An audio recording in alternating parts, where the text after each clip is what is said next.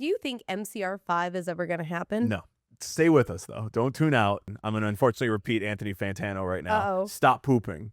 Stop pooping I at don't concerts. feel like that's a controversial thing to say. Stop pooping at concerts. Brian, what are your thoughts about Pop Goes Punk covers? That's one of the heaviest questions I've ever had in field. What if Bowling for Soup, but only covers? Then no one is like, yeah, I'm going to stand in my spot. Well, they're just people who are just not well, most likely, because any other person would say, you know what's pretty bad?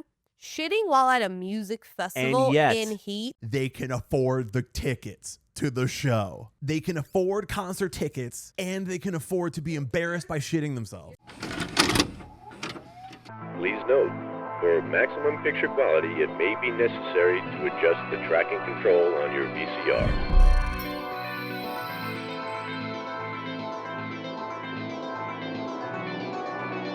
And now for our feature presentation. Welcome to the Emo Social Club podcast, broadcasting to you on Adobe Radio. I am Brian. And I'm Lizzie. There has been some news. The Emo News Hour is upon us. The music news hour, I guess. You know, we'll branch off here. Not everything has to be emo, even though we are called Emo Social Club. and as much as everybody yells at us every time we say something isn't emo on the podcast, we are going to discuss some recent happenings in music news, as we do here. So if you are coming to us to be informed, be ready to be informed. It's information hour, information time. Sit down. This is Fox News, but for emo kids. We're going to tell you what to think, how to think it, and who to vote for this November. Yeah, we're actually just going to yell at you and tell you what is the right way, and then blast you online if you are incorrect, which means just going against us. Let me tell you who's wrong and why I'm right. These are some stories, some recent happenings in the world.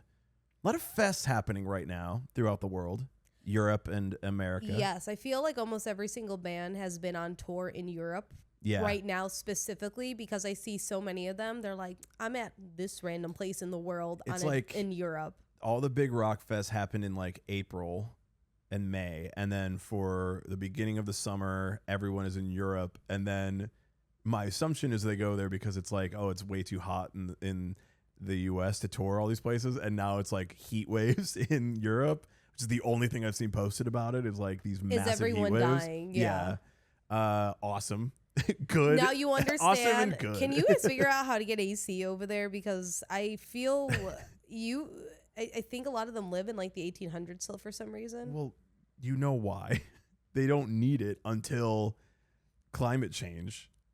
Well, get on with it. Figure it out. Listen, I agree. We have it here because we have a lot of very hot times of the year. We do. Is it maybe a contributor to the climate change that people are experiencing elsewhere? Who's to say? Who's to know? Who's to know? Are you a scientist now? Do you know? Well, as the Fox News of the emo liberal agenda, I say that climate change is a hoax. Okay. It's something that Fall Out Boy invented. Oh, really? Yeah. So it was invented here in Chicagoland? It was invented here in Lake Effect, is what it's called, Lake Effect Kid. B-sides by Fall Out Boy. Yeah, it was invented here, and that's why it's affecting Europe now. Because Fall Out Boy invented it. It's a hoax. It's a lie. So it's all Pete Wentz's fault. Probably. I'm willing to throw it on Pete Wentz at any moment. Well, talking about these European festivals, there was one that happened recently called Pinkpop Fest. Yeah. Sounds fun. Over in the Netherlands. Yeah. See, again, I just like, you're all over there. You're doing whatever you're doing over there. Wow. Okay. This is also some Fox News type behavior you got. All right. I'm sorry. Am I not supposed to commit to the bid here? Oh, those other people over there? Oh, okay. Go ahead. No, they're keep all going. just over there. Yeah, keep going. They're all just over there. Keep going. Well, as long as they stay over there and they don't Dutch come over people, here. Right? That's Dutch. Correct. Yeah. Good call. Oh, I've never been out of the country. I know. Our liberal audience is going to hate this.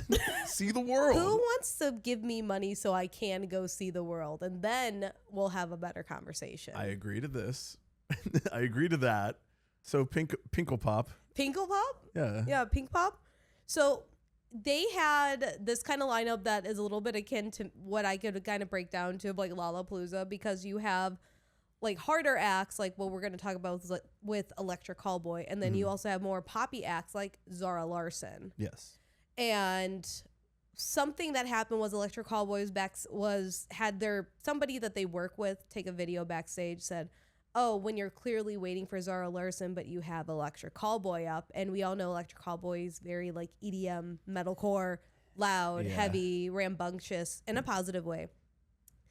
And it showed these like 3 girls covering their ears like this, like fingers in the ears, and looking just straight up appalled, because this also kind of goes into like the whole camping out culture too. Right. And Electric Callboy posted it, and I was like, okay, that's kind of funny. I get it. And I think not even an hour later, they had to take it down, and they put out a statement like, we didn't want to like bully anyone. We didn't want to harass anybody. And what I found was that a bunch of like Zara Larsson stans were in the comments berating them about it. Yeah. So, I mean, I saw the first one get posted, and then I saw the apology get posted, and it is funny. Like, festivals and being post-genre means that like you're going to have a lot of different people, and there is something interesting and special about having so many different types of people in one place. Electric Callboy being German, Zara Larsson being Swedish. I'm assuming like it's very similar in Europe, at least living in Sweden. I lived in Sweden. I don't know if you know. Oh this. yeah, I'm very aware. Have you heard of this? Sweden is basically just pop music and like metal. Yeah. That's all that they're really into there. There's all kinds of I mean, genres like, and I stuff. remember when Doja Cat was really touring on Say So, and then she did like a metal version for Europe, and the reasoning was like, this is just a bigger genre over here. It's so much more popular, and so it's not weird to have a European festival with a lot of these different artists sharing the same stage, especially like Electric Callboy is pretty big here now. Yeah. And they're a German band that's been around for a long time, and so they're pretty big there. I don't know. I thought it was funny, but I understand that metal crowds, especially internationally, may not be that kind to pop stars, pop audiences. And it just devolves from there. Right. And a lot of the different comments I did see on the video were kind of back and forth, at least. I saw a lot more positive ones that were like, I see how it could be, but it is funny. But also, if you are attending a multi-genre music festival and you are trying to camp out, there's at least like a decorum that you don't have to super enjoy everything, but you at least have to be paying attention a little bit. Which kind of reminds me of, if you go to a show and there's like 3 bands opening, you go and watch them, or at least try to have fun if you could. But I mean, I think things have changed a lot over the last 5 years, even to where that doesn't really factor in anymore. Not at a music festival, not with different types of audiences, not with types of different people. And like, I don't know how they do it in the Netherlands. Who am I to say? Yeah. How am I? I don't know what local shows are like in the Netherlands. I would love to, but I don't. I saw too much discourse about like not wearing earplugs. I'm like, I don't care about this. It's like, okay, you didn't wear earplugs, you didn't have sunscreen. I don't know. I don't care. I feel like that's a norm at anywhere you go. Okay. I don't care. Fine. Okay. So children are going to have hearing damage. Okay. Me too. I've also stood at the front row at concerts. It is what it is. Yeah. But like, I don't necessarily understand that we're still doing like people can't just like stuff in the Big 2-6. Like, if these kids went to the front to wait for an artist they did like, and then they're like, oh, it's loud because I don't have hearing protection and I'm not into this music. It's like, yeah, but I'm still going to stand here. Like, if I'm seeing a band I don't like, I'm not in the front, A, and B, I'm walking away to go do something else and then come back when the band I do like is on. I think the other thing is too, what got me, and I had to rewatch the video a couple times, is the fact that they're being kind of, in my personal viewpoint, kind of dramatic by putting like their fingers in their ears. Yeah, I couldn't tell. Looking like aghast of what's happening. And you don't have to know every single band, but if you were someone who's going to be a stan like that and dedicate your entire festival day to being at one single stage instead of enjoying everything else that's there, I would feel you would at least be somewhat aware of what you're going to encounter throughout the day, just so you're understanding. But also the stan culture with camping at barricade for festivals has devolved. It's gotten worse, and I'm sure that they're just trying to do cool shit like America does. American kids always stand at the front row to see the bands that they like. That's what you do. Stop stealing our shit, Holland. Whoa, it's aggressive. So I do think they looked like they could be being dramatic. I think they looked like they could not be, just like if it's loud. But Electric Callboy is not like the hardest thing to listen to. If it was a band like Lorna Shore, sure, very different. Yeah, because listen, I don't like pig squeals either. I'd be like, I'm gonna That's go do something harsh for else. the purpose of being harsh, but Electric Callboy is like dance music and metal and like pop music. It's all these things together. It's like not even that weird to have playing in the same stage at the same festival, because like A, the audiences generally like all these genres together, and B, they're combining all of these genres together in their one show. Yeah. We just saw them and they were like, it was just fun. It's like dance culture. It's like, I mean, they did rave a cover culture. of, Every Time We Touch by Cascada, and I just feel like this is what it is from where they are, and it's fun. You could probably over in Europe play them in like clubs and probably get away with it. Here, no, but it's fun and it's jumpy. It's just fun. Like they have bright colored suits. Even in the video, they have like bright colored suits on. And They've they're got all dressed this up. They lights have going. props. Like, they commit to the bit. Even if you're just there like watching and having fun, like I could see where these kids are like, I'm not interested in anything else that's not the artist I came for. But I don't really get that sense as much as I get the sense of like, oh my God, I can't believe that we're now camping out without hearing protection. And it's like, yeah, okay. Let's make the joke that like maybe that's not like, yes, it could be something else. And Gen Z, this is specifically for you.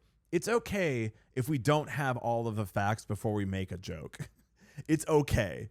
We're going to all be fine when it's just, this was funny and we don't need to complain, and you do not need to go to the comments. Just go, huh, and then move on. Yeah. Give like that little like breathy nose laugh, Just like, and then move on.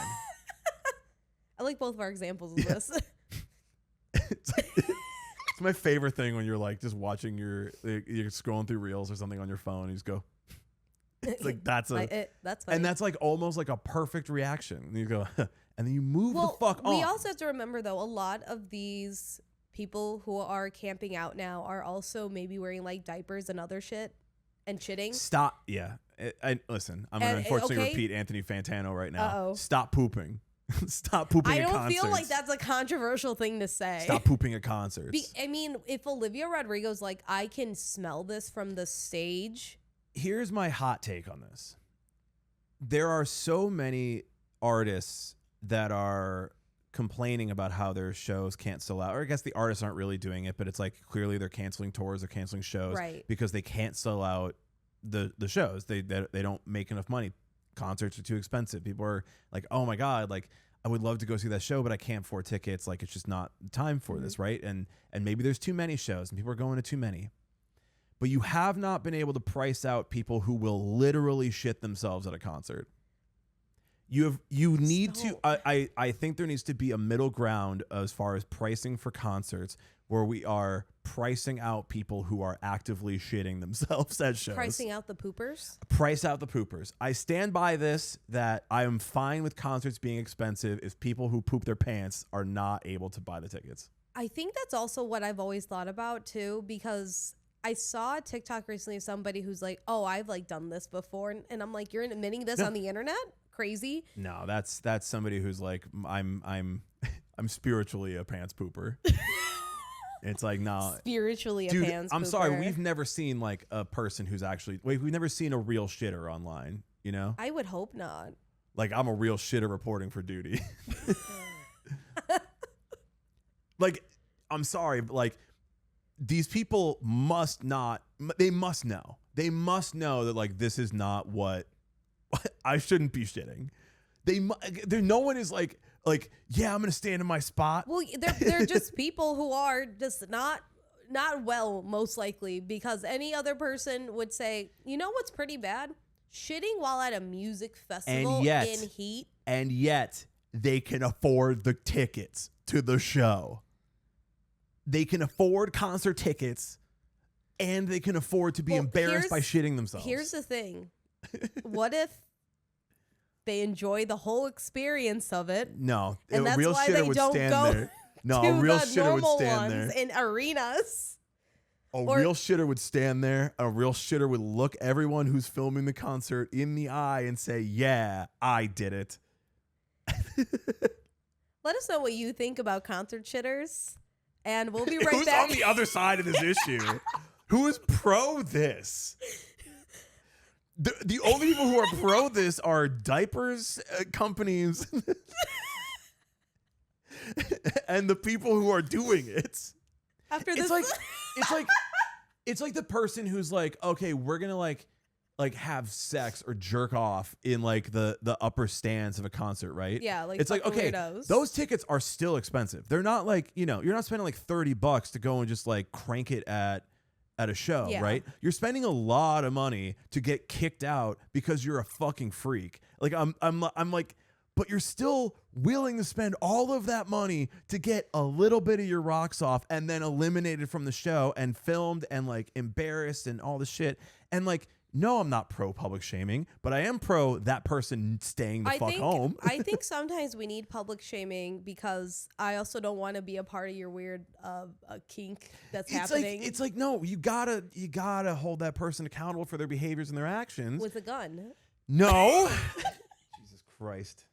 This is our most this is literally our most like Fox News style episode. Because I'm like making. I'm sorry, you don't want me to be protected as a woman? I'm literally making the most like pro-capitalist argument where I'm just like, we need to raise prices so that people who are cranking it and shitting themselves. But that's the thing; those are the people who have the most money, probably. Also, argument. Bill Murray is the only place where these people are not cranking it and shitting themselves. The only thing that he talks about on stage is cranking it and not wiping. That's all that Bill Murray does, and I haven't heard one person doing it at his shows.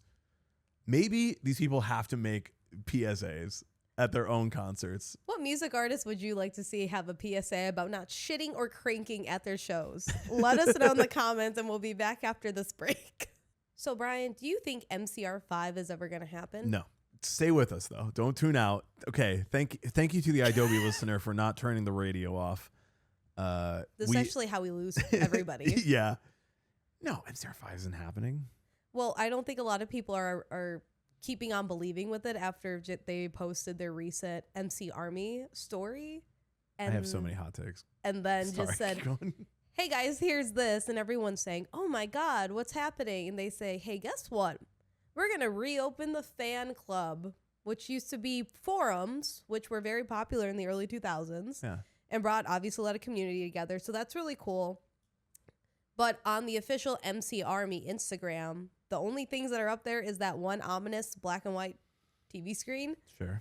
And just a random non-descriptive video of wherever they are on their tour right now in Europe. Yep. And nothing else to it. Yep. I'll let you keep saying the facts about this before I give some hot takes, because you know that I always say things about my Chem. I know how you feel. They're like one of my favorite bands of all time, and as such, I get to express my feelings and my thoughts on it. Well, there's also obviously a lot of people who feel some type of way about it too. One, I did see some comments of people saying, "What's the MCRmy? I only know the Killjoys," which is a wild thing to say. First of all. Second of all, a lot of them were asking for a Bullets drop, which same.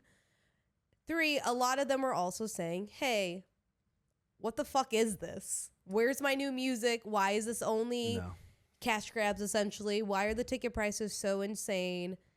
Etc. and so on. What there are valid criticisms from many of people since they have come back, basically becoming same more ones I have. amplified and consistent here. It's the same ones that I have. Listen, I will be vindicated in history for my correct takes on My Chemical Romance. Okay, Chris Caraba. Other people have said that word. Why do you keep going to the well hoping that you're going to find MCR flavored water there? Like, there's nothing there, man. MCR is not going to create anything they don't have to. Like, the band is bigger now than it has ever been. They are, I'm hypothesizing here, making money without doing much work. Fans love it. People are going to see them. They're doing major festivals. They're selling out their tour. Like, what do you mean? Like, why would they do more? Why do they have to? Oh, well, bands do that. Well, I don't think My Chemical Romance really cares about all that. I would also say, too, we've seen what a lot of bands do come back over the last, 5 to 7 years. When they do have new music, people don't really care about it either. Should have done that with Foundations of Decay. Okay, no, that's a really good single. See what I mean? See what I mean? See what I mean? So, sure, but if My Chemical Romance really cared about the music side of it, about new stuff, it would be done. They don't care about it, clearly. They're releasing old albums on vinyl, remastered of 3 Cheers. They're doing a Black Parade tour. Like, they have 4 albums that are carrying them through 20 years of their career. So they don't need to remaster Bullets if they don't want to, and if they don't care, and if they're like, yeah, whatever. Like, we remastered 3 Cheers, great, cool, sounds good. Like we did at Walk Away. Yeah, and by no means did I think 3 Cheers needed the remaster, though I really like the remaster, and I think it does sound really good. None of the things they're doing they have to do, because it doesn't change the outcome.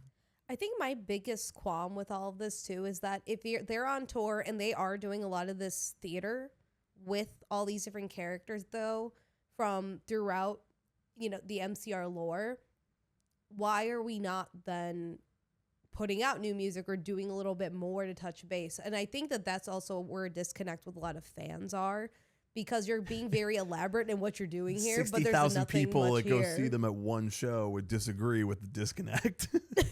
I don't think the fans really care. I hope that by reopening a fan club where they can all go discuss this, that is discussed. Here's my thing. Is it just going to be a Discord server or an actual old school forum website? It's going to be their Instagram profile.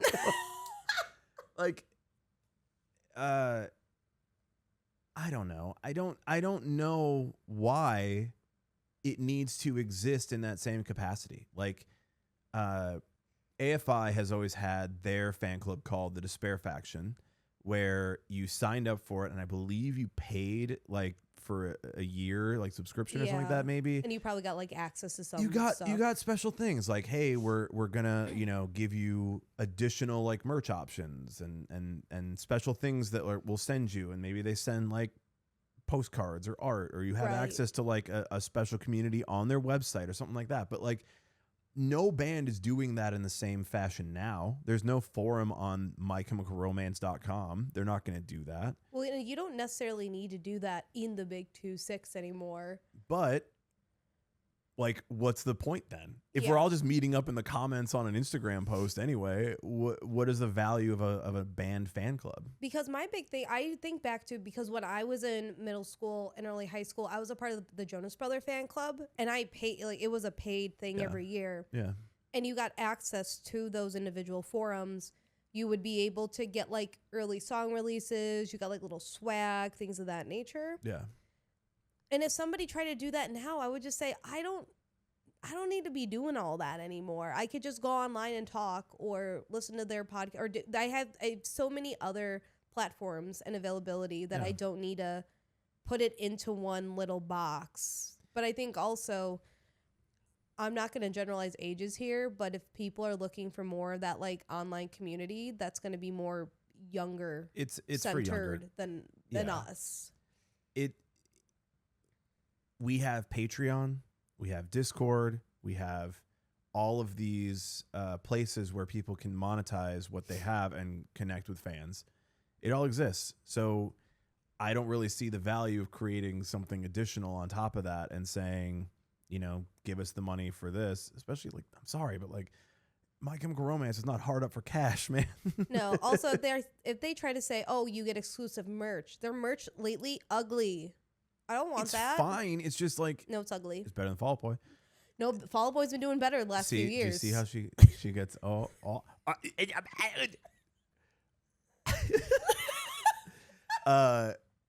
you should join the Fob fans, the Farmy. Is that what it's supposed to be? The Fallout. Did Fall Out Boy have like a name for their? Wasn't it oh shit. There was like the one tour they did, and I think they had some name for it. Yeah, I can't remember.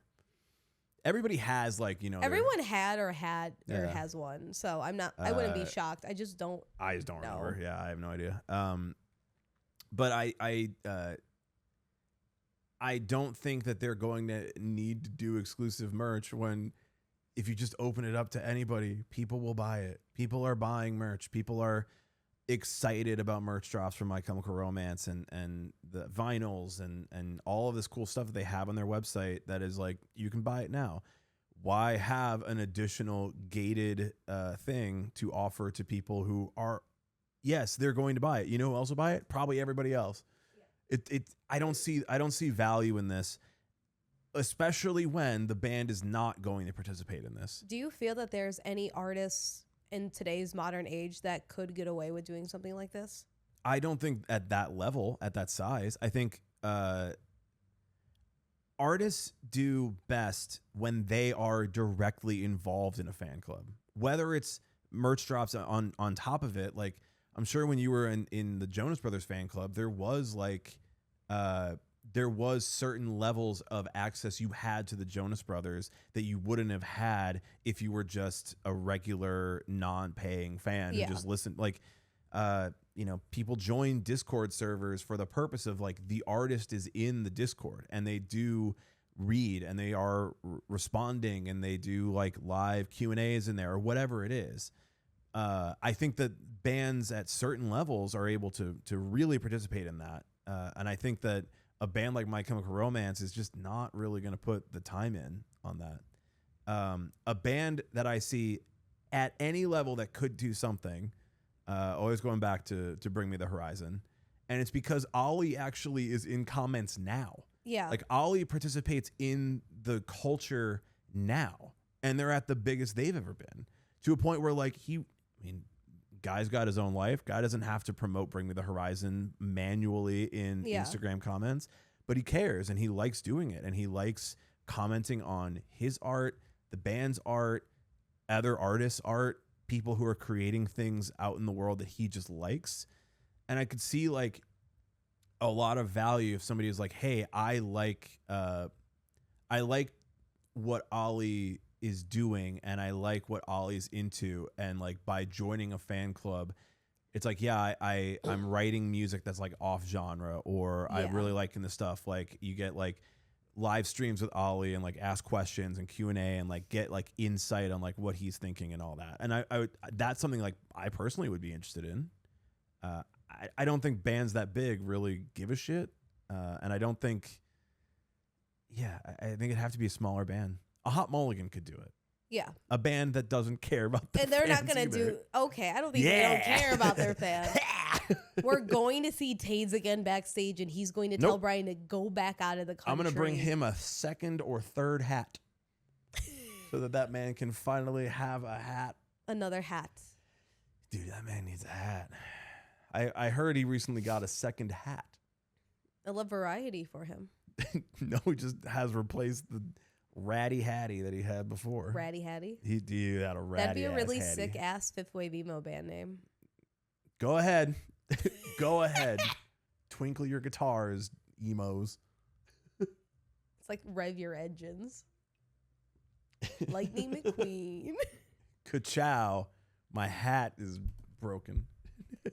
I think to your point with Ollie Sykes, though, it's very rare that we do see a person that in a band that's that large and actually still engaging within the up and coming community. I don't want to say DIY because I don't know if it's fully DIY, but just people who are trying to break through on the internet, where I very much doubt anyone in My Chemical Romance is boots on the ground saying, hey, I found this new artist, we should put him on. Obviously they could say, oh, hey, I love 100 Gex, I'm going to have them open for me. Which is great. Great, yeah.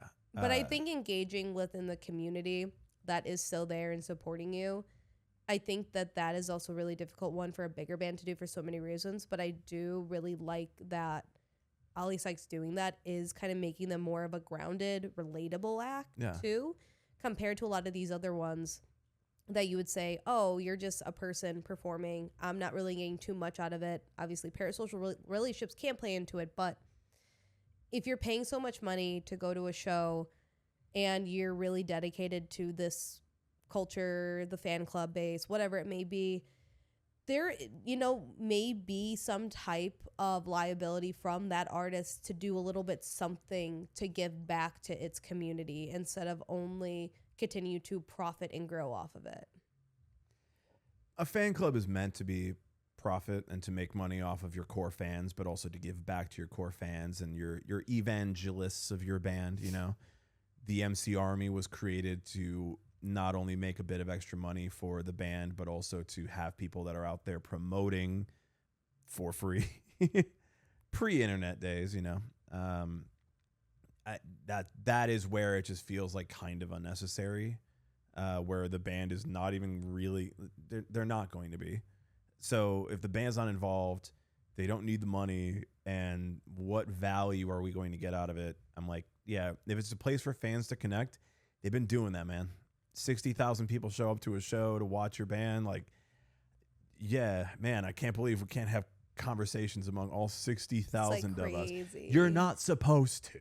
No, when Fall Out Boy came out with their last album, they had a Discord and it was like dropping hints and like early song releases. So I said, yeah, of course I want to be in this and see. And I still have it as muted because it's just way too much. 100%. And to a degree, I was like, this is really cool to see other people who are like really into Fall Out Boy lore. Now there are some people who are like way more into it than I will ever be. Good for them. Love that for them. Not for me. And I'm in there and I'm seeing how active certain folks are as well. And I'm like, clearly this is your primary way and your only way of having any type of community basis. But there's more out there too. And you can find it on different platforms that aren't just Fall Out Boy Discord only. Right after this break, we'll come back and talk about what everybody's been asking for, more Pop Goes Punk. Brian, what are your thoughts about Pop Goes Punk covers? That's one of the heaviest questions I've ever had to field. Oh. This week or in general? In general. I think they were very good for a long time. And to a certain extent, I do think that it really helps to get the name of a band out there. If people are like, oh, I like this cover of this song, a lot of the times it's like, yeah, we didn't need that. We didn't need that. That doesn't need to exist. Well, Sleep Theory dropped 2 covers out of nowhere recently. One being NSYNC's Bye Bye Bye, and the other one, My Heart by Paramore, off of All We Know Is Falling. Good for them. Have you listened to either of these? Nope. Okay. I heard a clip of Bye Bye Bye. I like Sleep Theory. I haven't really listened to Sleep Theory much, but I was not like, oh man, finally it's here. I was like, yeah, okay, good, cool. This might be for someone else and not necessarily for me. As a fan of NSYNC, as a fan of Paramore, I'm like, yeah, cool. It's not okay. It's like, what are we doing here a little bit? I mean, Sleep Theory is starting to become one of those bands that's just sort of thrown into the general like metalcore, baddiecore rock sound. Like I hear them and I hear a lot of other bands. So like the idea of like, we're gonna do this cover and put it out is like, okay. and all the power to you You're like, that to sounds do great. that thing. I just, yeah. I do think that Sleep Theory kind of doing this NSYNC cover is fun because I don't think we've had a traditional pop cover really come out that isn't from Our Last Night. That's been good. You know, I watched this video. There's a YouTuber, Mike the Snare, who I watch every so often, and he was talking. Or no, sorry. Let me take that again. I was watching this YouTuber recently, and I'll put in the description the video because I don't remember who it was. But basically, it was about covers where you may or may not have known that the song was a cover, and maybe now you're like, I associate that song with this artist instead of the original. Gotcha. And he took a lot of like suggestions from the comments. So some people were like, oh, Hurt by Johnny Cash. And it's like, now that one you associate with 9 Inch Nails and with Johnny Cash. And both of them are so very different in their execution and the way that they are by the band that you know created it, and then Johnny Cash in the way that he performs it. So like by that metric, like these are two bands doing the same song, you know that. I would but say then Life is a Highway. No, Life. Now that is a Rascal Flatts song. Ka-chow. That's a Flatty Rascals song. The actual name of that band, as far as I'm concerned. Oh, that's crazy. The Flatty Rascs. Well, you know who also did a cover of that song? Cascada. That's true. That's Yeah. true. I still think that people associate Rascal Flatts with it. Sometimes. I think it depends on the people. Well, sure. But I think, you know, there's certain songs like that in culture. Like, I think Alien Ant Farm doing Smooth Criminal made, not necessarily people do associate it with Michael Jackson still.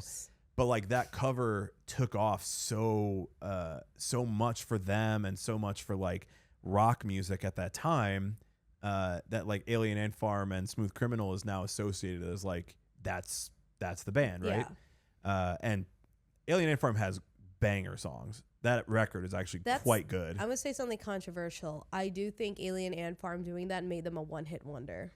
I know, and it sucks because Movies is a great song. There's a lot of good songs on that record. But yeah, it's like a cover like that does something for culture, right? Yeah. And it creates like a big hit. As the song is obviously known as a good song, as a fun song, as a popular song, and then a new artist giving their own life and their own interpretation of it does something with that song for new generations or new cultures or new genres or whatever it is. I don't think we've had that in a long time. Yeah, I will say I think one of them I could definitely point to is Framing Hanley's version of Lollipop. Which I think was very much for like the Warped Tour scene and our crowd. Oh, because like there are a lot of people who don't know that cover, but everyone in our scene knows that cover. I think listened to the actual like Lil Wayne Lollipop version. I think maybe a decade afterwards because I said I feel like I should know what this actually sounds like. It's not as good as the Framing Hanley version. It's not. Listen, Lil Wayne is specifically for Lil Wayne fans, and that's okay. I like some of his music, but a lot of it sounds like he came up with it in the moment. It's like, you could have written that down. Oh, you couldn't? All right. No, it's okay. He's just out there being Lil Wayne. Good for him. We just let him do it. And it's fine. And that cover for like our scene, and I think like Punk Goes Pop in general for like our scene was like really big for a lot of the stuff, and a lot of those bands went on to then perform the songs live, and you know it's like kept up with them throughout their career. But again, I don't think we have that anymore. I don't think it is the same, right? In the same way. I feel in my experience, because there are times where sometimes when we're at least DJing and we'll play covers by some bands. I know at least for me, I've had a few times recently where people come up and say, "Why don't you play more like Pop Goes Punk covers?" No. And I'm like, it's fun for one here and there, but at the end of the day, this is still like an emo night. We need to play like originals, and also we don't need to be just distilling this culture down to just being kind of commodified for covers. Just because I don't know. It just like is always an odd feeling to me. It is weird. to the purpose of like Sleep Theory doing it, which I guess even like we brought up Electric Callboy earlier, and they did the Every Time We Touch cover too. Like, if it's something that's fun for when you are playing live and you tend to play for audiences who may be coming for a bigger band after you, and you're like, well, we'll play Bye Bye Bye because everyone in the crowd will know it and we can kill it, and everyone else who doesn't know our band will at least know that song and enjoy it and sing along. And so we'll have like one song that like everyone in the room absolutely knows before we get off stage, and you hear the bands that like, you know, are the headliners and selling all the tickets, right? I could see that, but I'm like, yeah, and that's kind of that yep, that's what it is. That's it. So like, I don't know if I hope this isn't true, but I don't know if any band in our scene is going to be able to create a cover version of a song that changes culture in the way that like a Smooth Criminal or something like that did for a band in rock music. I think we have gotten too much with like everything being online and people doing the short versions of their covers, not really dropping full lengths, and just the instant gratification of trying to get it. Because covers are fun, but unless you're putting your own spin or twist on it, it's not then, like, it's not really that much for me personally. Like what does a twist do for you? I guess like I understand in the purpose of listening to a Punko's Pop album, right? I'm going to hear all of these bands that I love their music, or maybe some bands I've not listened to their music of, and they're going to do a cover version of a song that I do know, or they're going to do it in their own way, put their own spin on it, and it's like, yeah, that's the collection. That's the thing that we have here. But it's not like I walk away from that going, you know, damn, like that's really good. And that songwriting is good. It's like, no, I did that with the original. Right. If I did it at all. Yeah, I think to your point of we don't really have that in this current like atmosphere is absolutely correct, because I also think back to Artists versus Poets Bad Romance cover. Yeah. And I think for that time, that was a fantastic cover. And I still revisit it because it bangs. But at least for me, I found out about Artist versus Poet that way. And I went to go listen. I said, wow, this band is really good. I don't feel that discoverability is happening when we see artists now putting out covers. They're not necessarily saying, let me go check it out. Yeah. It's more of, oh, that's cool. I'm going to put that cover on my playlist and never talk about this artist again. I don't know, like, if Sleep Theory is, getting discovered off of this cover of Bye Bye Bye. I already knew Sleep Theory, so I'm seeing them do it, and I'm going, yeah, that's cool. That's cool, but, like, I already knew Sleep Theory, and it has not made me go, well, you know, I've heard of them, but now I'm going to actually listen to them and check them out. It's like, no, I was going to do that on their own merit. I just haven't been, you know, really in a place where I'm like, oh, I want to check out this band because it sounds kind of the same as everything. So, like, if I know what the band sounds like and they're doing a cover of Bye Bye Bye, I'm like, well, then I can already in my head imagine what that cover sounds like. Right. I don't need to go and listen to it because it sucks that like we're in this world of AI and like you can just do AI covers of anything now. Yeah. So like in the way and don't, because it's fucking stupid and gross, but like when you do an AI cover, you're literally just putting it in there and saying like, make this song, but make it sound like this. So like it's taking formulas that you and I can think of inside of our brain. And if we can already do that, then like, what's the purpose of it existing? Right. In an AI form. I do think that bands should do it. I think that bands can learn covers, play covers, and all that. I think it could be good for it. people finding them again. If it's like a young band at Warped Tour and they're saying, sure, hey, that's what I feel is used for in the best way. Yeah. But I think that we are now in a world where like it's so easy to go, here's a pop song, but make it metal. Yeah. Here's a pop song, but make it hardcore. Make it country. Here's a pop song, make it pop punk. Like it's so easy to do that. And a lot of it just sounds like what you expect it to sound like. So I do think there's an opportunity there to be a little bit more off the wall with your ideas of what song and how you do it and coming up with really interesting ideas around it. But that's like where a Smooth Criminal takes off is like, you're not used to hearing these kinds of sounds in rock or in pop. Yeah. So when you hear it, you go, whoa, this is like really interesting, and the video is interesting, and the style of vocal is interesting, and the guitar and the bass and all of it's like coming together in this very interesting way that I haven't heard quite anything like this. Right now, that's not the pop covers we're hearing. Right. We're just hearing like pretty faithful adaptations in a genre of the original version. What would you say is one of the worst pop goes punk type cover that you've heard? Not specifically from any of the albums, but any ones that you've just heard. Never Shout Never doing Bohemian Rhapsody. Ooh. It's the worst one. And considering you have Panic at the Disco doing a full band version of that on And all their slaying, shows and slaying, yeah. I think Bohemian Rhapsody is like, you know, I'm going to leave my dick out and just show you what I can do. And it's like, yeah, you don't need to do that either. I don't know. I think it's like you got to find a song that like is very interesting that you can't just go, what if it was pop punk? Right. There's too much of that TikTok shit too. There's too Well, much of like we made bye bye bye a pop punk cover. Can you even do that? Yeah. Yeah, it's so fucking easy, bro. Bro, what do you mean? Bro, Can you even do that? Travis Barker's gonna hit up another random TikTok artist and have it done by the morning. Misery Business MGK. We don't. Let's not even get into it. No, I'm sorry, MGK Swing Life Away. Also bad. We're not getting into it. I will also raise No. you. don't raise me. Motionless in White covering Mr. Brightside. No. I've only it started coming up when I've been listening to like my hard rock mixes, and I have to like keep putting the down in all the different playlists because I just can't do it, bro. I'm sorry. I don't get like Mr. Brightside, Bohemian Rhapsody. These are some of like the biggest songs of all time.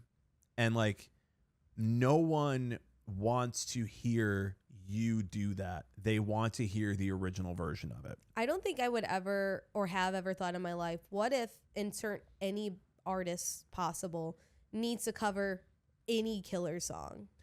Well, okay, so here's a little, this is going to be for my heads, okay? Oh. It's not.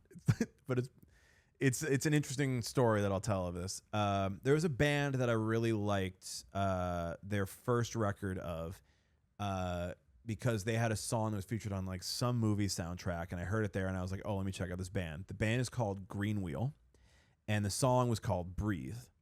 And I really like this record. I really like that song. And a few years later, Melissa Etheridge covered Breathe. And I was like, that's that Green Wheel song. Like, what the fuck?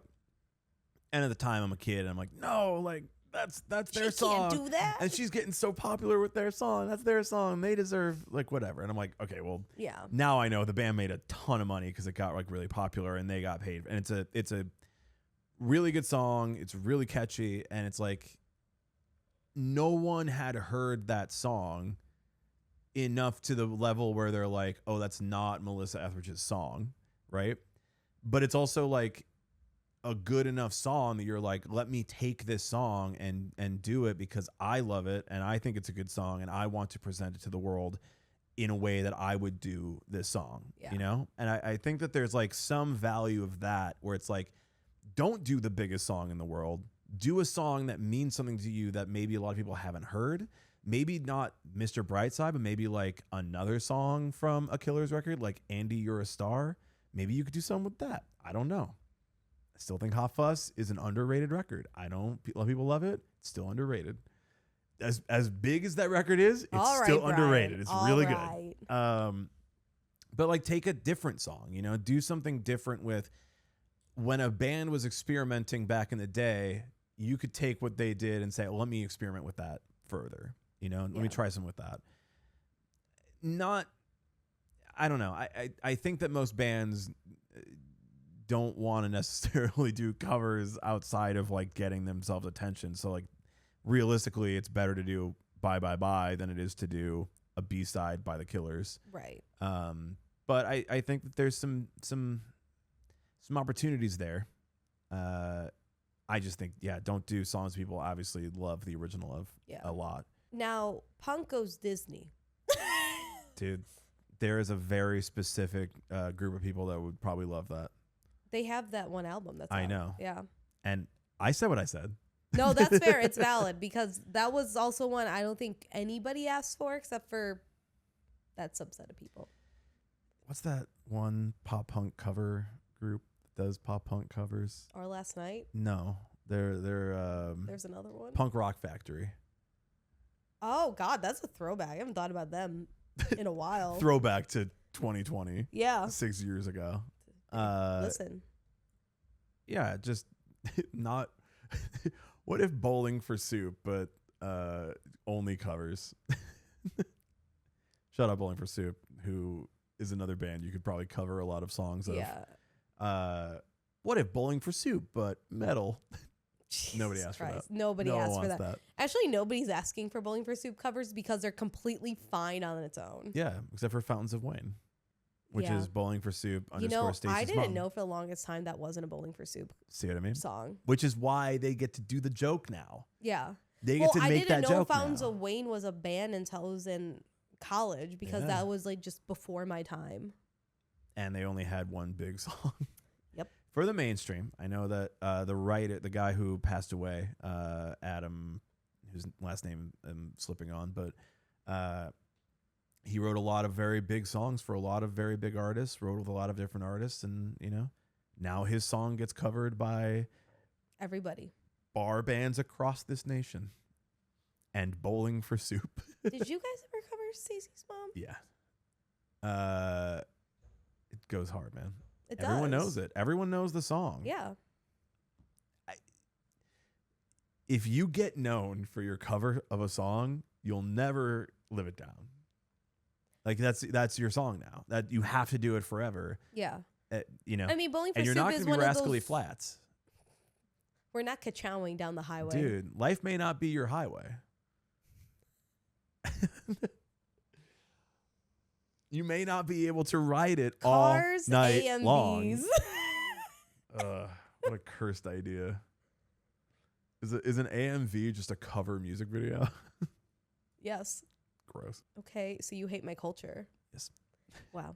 It sounds so pessimistic on these on like covers and shit, but I'm just like, I don't know what it does for the growth of the artist, but I hope that I am wrong, and like by the value of other people like hearing this Sleep Theory cover, they get into Sleep Theory, they go listen to Sleep Theory, which I think is a good band. I'm just, you know, it's not. It's never been in your wheelhouse. It's never per in se. you know, not for me, but like I'm hoping that it does good things for them in general. Yeah. Well, let us know what you think about these cover songs in general and which ones you hate, you love, or if you hate them all together. Brian, What's an off the wall cover that somebody could do?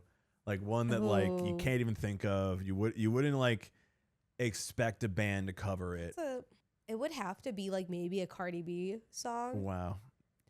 I think that's the other problem is like when it's like white dudes doing rap songs. You know who Or rap okay, covers so of other songs. I do think a Cardi B song by Unity Texas would go fucking hard though. All right.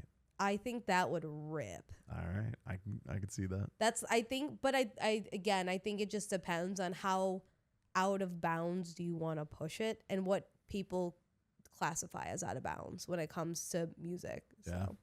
Drop a comment. Let us know. Brian, where can everyone find us on the internet? Instagram. The MCRmy platform of note. It's actually this emo social club MCRmy. Emo Social Army. At Emo Social Club on Instagram. At X Emo Social Club X on TikTok. YouTube Emo Social Club. YouTube Emo Social Club podcast. Whoa. Every audio streaming platform where you can find podcasts, you can listen to us. Big. The video versions are in one place, the audio versions in another. And if you're listening to this on Adobe Radio, every Monday, 6 p.m. Eastern Time. And we are launching a forum where we will have exclusive merch. Yep. And it costs $1,000 a month. $1 million. It costs $1,000, and it's only for the richest peoples. Those who have the lifestyles of the rich and the famous. How does Fox News like sign off their stuff? Well, Tune into more Fox News. no. Of the emo Fox News.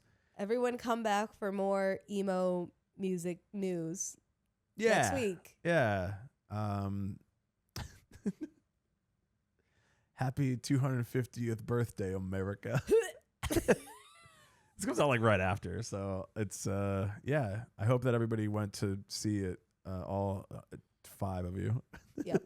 All 5 of the people that were at America's 250 are currently listening to this podcast. Absolutely, and they're gonna duet stitch it. They're gonna make every piece of content about us. Oh my God, America. All right, bye.